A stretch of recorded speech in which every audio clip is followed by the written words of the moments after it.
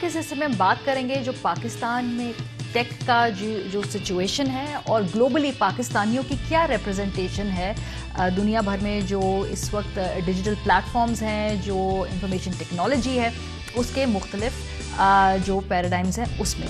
पहले से हम बात करते हैं कि आज आलमी टेक्नोलॉजी कंपनियों के जो भारतीय चीफ एग्जीक्यूटिव्स या तो रह चुके हैं या मौजूदा इस वक्त हैं, ज़रा उन पे नज़र दौड़ाते हैं क्योंकि ये कोई कोइंसिडेंस नहीं है। डेफिनेटली बड़ा सिस्टमैटिक तरीके से ये जो पूरी इस वक्त सूरत हाल है उसके पीछे कुछ ना कुछ किसी ने कुछ सोचा है और तब ये आज भारतीय जो हैं दुनिया भर में हर तरफ मुख्तलिफ जो टेक कंपनीज़ हैं या मुख्तलिफ जो प्लेटफॉर्म्स हैं उनमें टॉप पोजीशंस पे हैं। पराग अग्रवाल से शुरू करते हैं क्योंकि वो ट्विटर के सीईओ इसी हफ्ते जो बने हैं। 2017 से वो ट्विटर में चीफ टेक्नोलॉजी ऑफिसर तैनात रहे थे। इस हफ्ते उनको बाकायदा सीईओ तैनात कर दिया है पराग अग्रवाल को। सुंदर पिचाई गूगल और उसकी जो पेरेंट कंपनी अल्फाबीट उसके सीईओ हैं। 2015 में गूगल के वो सीईओ बाकायदा तौर पे तैनात हुए थे। अगेन भारत में पैदा हुए, भारत में ही पढ़े लिखे, उसके बाद जाकर अमेरिका में उन्होंने एक मुकम्मल जदोजहद के बाद जो है वो इस पोजीशन पे पहुंचे हैं। सत्या नदेला 2014 माइक्रोसॉफ्ट के सीईओ रहे। 2021 में वो जॉइंट टेक एग्जीक्यूटिव चेयरमैन तैनात इस वक्त हुए हैं। अरविंद कृष्णा आईबीएम के सीईओ हैं 2020 से। शंतानु नारायण 2007 से एडोब के सीईओ हैं। अंजलि सूद 2017 से वीडियो प्लेटफॉर्म जो वाईमियो है उसकी सीईओ है। संजय मेहरोत्रा माइक्रॉन टेक्नोलॉजी के सीईओ हैं। उससे कबल वो वेस्टर्न डिजिटल के बानी और सीईओ भी रह चुके हैं। अमन बुडानी जो है वो वेब होस्टिंग कंपनी के सीईओ हैं। Nikesh Arora cyber security company जो है उसके सीईओ हैं। इस पर बात करेंगे प्रोग्राम के हिस्से में और हमारे साथ बदर खुशनूर साहब मौजूद है, chairman Pakistan software association Pasha के। बहुत शुक्रिया बदर हमें ज्वाइन करने के लिए। ये कोइंसिडेंस तो नहीं है ना कि इस वक्त बहुत सारी जो बड़ी बड़ी इस वक्त कंपनियां हैं वहाँ पर भारतीय सीईओज हैं या इस वक्त बहुत ज़्यादा हम उनकी रिप्रेजेंटेशन देख रहे हैं ग्लोबली? जी बिल्कुल, थैंक यू सो मच। बिल्कुल आप सही फरमा रही हैं। बिल्कुल ये कोइंसिडेंस नहीं है।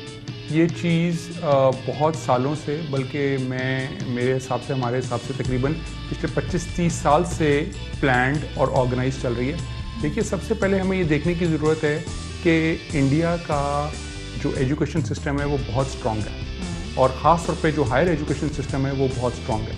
तो सबसे पहले उनकी एजुकेशन स्ट्रॉन्ग थी, फिर उनके यहाँ प्रोफेशनलिज्म बहुत है, फिर उनके वर्क एथिक्स बहुत स्ट्रॉन्ग है। इन तीनों चीज़ों के साथ साथ जो उनको सबसे बड़ा बेनिफिट है कि वहाँ साइज़ बहुत है, बहुत ज़्यादा पॉपुलेशन है। अगर आप उस पॉपुलेशन के एंगल से देखें तो ये अभी एक बहुत थोड़ा प्रोपोर्शन है जो इस वक्त आप सीईओ लेवल पे देख रहे हैं या सी लेवल पे देख रहे हैं अमेरिका में। इसके अलावा अगर आप नोटिस करें तो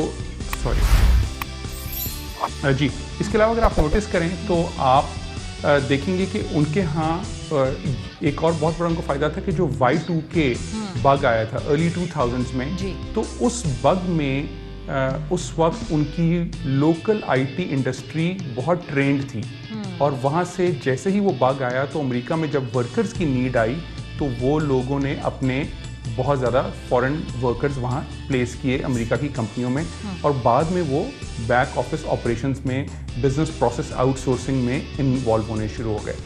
उसके बाद याद रखें हमारे यहाँ 9/11 का सिलसिला शुरू हुआ, हमारी कंट्री की पीआर ख़राब हुई, मगर उनके प्लेस्ड जो वहाँ टीम्स थी, जो वहाँ एम्प्लॉयज़ थे, वो लोग ग्रो करना शुरू हुए और आहिस्ता आहिस्ता वहीं पढ़ाई कर वो अब इस वक्त सी लेवल तक पहुँच गए। और हम इस चीज़ में कुछ तकरीबन 15-20 साल कम से कम पीछे हैं। अच्छा। मगर इसमें एक चीज़ ऐड करता चलूँ कि पाकिस्तान पीछे ज़रूर है मगर हम लीप फ्रॉग कर सकते हैं, हम बहुत जल्दी आगे जा सकते हैं अगर ये क्वेश्चन मेरा बिल्कुल यही मेरा अगला क्वेश्चन था। आपने कहा हम 10-15 साल पीछे, लेकिन आपने साथ ये भी कहा कि हम कैचअप कर सकते हैं, कैसे?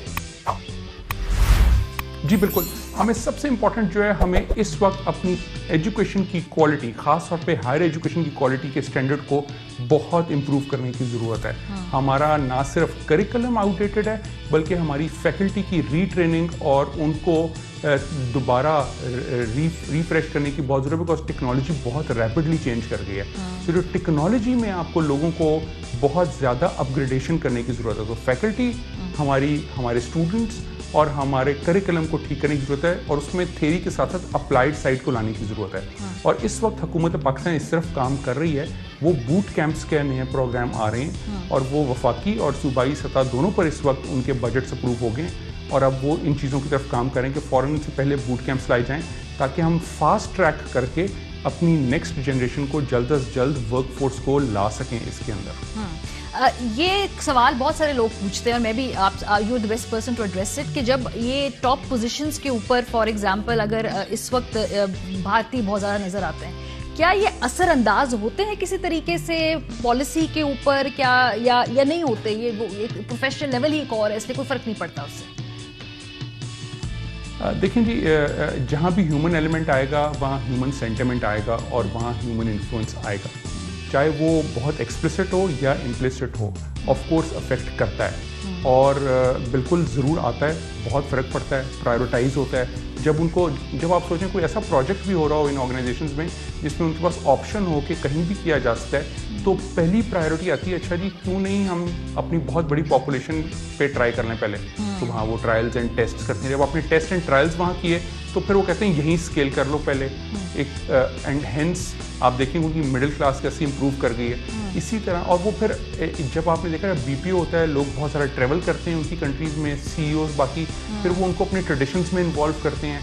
फिर एक और बहुत इंपॉर्टेंट बात है कि वहाँ एक बॉलीवुड इफेक्ट भी बहुत है, शहरों का मीडिया एंटरटेनमेंट बहुत स्ट्रॉन्ग है, तो वो भी एक इम्पैक्ट लाती है अट्रैक्ट करने में बाकी लोगों को कि वो इंडिया में जाके एक एक्सपेरिमेंट्स करें, टेस्ट करें, प्रोडक्ट लॉन्चेस करें, स्केल करें। तो ऑफ कोर्स ये बिल्कुल फ़र्क पड़ता है, और कई जगहों पे इंटेंशनली ज़रा ज़्यादा हो जाता है, but of course there is a certain degree of obviously. हाँ, सो बता, चूँकि आप बहुत क्लोजली काम करते हैं पाकिस्तानियों के साथ, टेक्स जो यहाँ पे स्टार्टअप्स हैं वो भी आप देख रहे हैं, पोटेंशियल क्या है यहाँ पे? जो नौजवान लड़के लड़कियाँ हैं जिनका रुझान है IT की तरफ है, जिनका रुझान है इस तरफ जदीद टेक्नोलॉजी या डिजिटल जो भी प्लेटफॉर्म्स हैं उनकी तरफ, क्या पोटेंशियल है? देखिए, इनको 2 या 3 चीज़ों में बाइफरकेट करें। एक हैं फ्रीलांसर्स, ये वो लोग हैं जो अभी ग्रेजुएट कर रहे हैं या पढ़ाई कर रहे हैं और साथ साथ उन्होंने काम करना शुरू कर दिया है। इन लोगों को भी इनकरेज करने के लिए हुकूमत ने ई-कॉमर्स पॉलिसी के साथ फ्रीलांसर्स की पॉलिसी अक्टूबर 2019 में बनाकर लॉन्च की, और फिर स्टेट बैंक ने कुछ फैसिलिटेशंस की, जैसे पहले इनके पैसे आने की लिमिट महीने की $5,000 थी, अब $25,000 कर दी गई है तकरीबन 2 साल पहले। इस तरह की काफ़ी उनको मराहत मिल रही हैं, और उसकी वजह से फ्रीलांसिंग में पाकिस्तान दुनिया में इस वक्त 3रे और 4थे नंबर पर आ रहा है IT फ्रीलांसिंग में। एक ये कैटेगरी है। दूसरी कैटेगरी है जो इस्टेब्लिश्ड कंपनीज हैं, जिसकी हम पाशा एसोसिएशन है, पाकिस्तान सॉफ्टवेयर हाउसेज एसोसिएशन, हमारे कम से कम 1000 मेंबर हैं। हमारा अंदाज़ा है कि इस वक्त तकरीबन पाकिस्तान में 10 से 15,000 अप्रॉक्सीमेटली 12,000 कंपनियां हैं जो IT में काम कर रही हैं, डिफरेंट वर्टिकल्स में, डिफरेंट कैटेगरीज में। और इस कैटेगरी के अंदर जो काम हो रहा है ये फॉर्मल काम है, और इसमें outsourcing, designing, programming, AI, machine learning, सारे कटिंग एज टेक्नोलॉजीज पर भी काम हो रहा है। सो ये एक कैटेगरी है। एक नई इवॉल्विंग कैटेगरी जो वो स्टार्टअप्स की है जी। जो स्टार्टअप्स हैं, और बाय द वे जो IT कंपनीज हैं, इसमें इंपॉर्टेंस ये है कि हमारा IT सर्विसेज की जो एक्सपोर्ट है वो तकरीबन 50% पिछले साल से ग्रो की है। हम पहले $1.2 बिलियन पे थे, अब हम $2.1 बिलियन पर चले गए।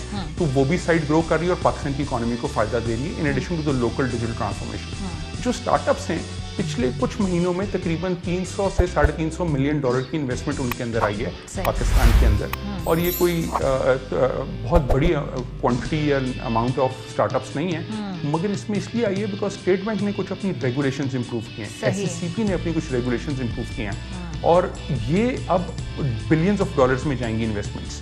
तो ये एक बहुत ही पॉजिटिव जो है ओपनिंग हुई है, जिससे अब स्टार्टअप्स जब आएंगे तो टैलेंट भी इंप्रूव करेगा, और हमारे यहाँ लोकल सर्विसेज एंड प्रोडक्ट्स जो हैं वो बहुत बेहतर होनी शुरू हो जाएंगी डिजिटल इकोनॉमी। बहुत शुक्रिया बदर खुशनूर चेयरमैन अपना हमारे साथ मौजूद थे। हम एक्सप्लेन कर रहे थे कि ये जो भारतीय हमें CEOs नज़र आते हैं तमाम दुनिया में मुख्तलिफ प्लेटफॉर्म्स के, ये एक हादसा नहीं है, ये बाकायदा क्लियर प्लानिंग, 25-30 साल की बाकायदा ट्रेनिंग का नतीजा है। और पाकिस्तान 10-15 साल पीछे है, लेकिन हम कैचअप कर सकते हैं। उसका तरीका क्या होगा कि हंगामी बुनियादों पे, ख़ासतौर पे अपने एजुकेशन सेक्टर में रिवैम्प किया जाए, लोगों को ट्रेन किया जाए, और जो हुकूमत जितनी मुआवनत करेगी, जितनी सहूलियात देगी, जितनी फैसिलिटेट करेगी, उतना ही ये जो सेक्टर है ये ग्रो करेगा।